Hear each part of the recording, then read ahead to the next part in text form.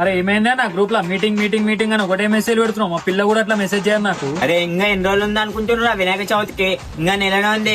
మాట్లాడారా మొత్తం ఏమేం చేయాలో? అరే ఉస్తాద్ నువ్వు గరంగా కేగా వచ్చినామా మాట్లాడదాం. అన్నేమో చెప్తాడు ఇనుర్రా బాయ్. అరే మనిషికి 10,000 వేసుకుందాం. ఇచ్చినోన్నే గుడిసెలకు రానిస్తా, ఇయ్యనోని బయటికి గెంటేస్తా గుడిసెల నుంచి. ఇచ్చినోన్నే గుడిసెలకు రానిస్తా, ఇయ్యనోని బయటికి గెంటేస్తా గుడిసెల నుంచి. అన్నా 10,000 అంటున్నావు సార్, నా కాడ 3,000 ఉన్నాయి. నెక్స్ట్ ఇయర్ కి ఇంకో 500 కలిపి 3,500 ఇస్తా గానీ 10,000 అంటే మనతోటి కాదే. ఏందిరా 3,000 ఇస్తావా?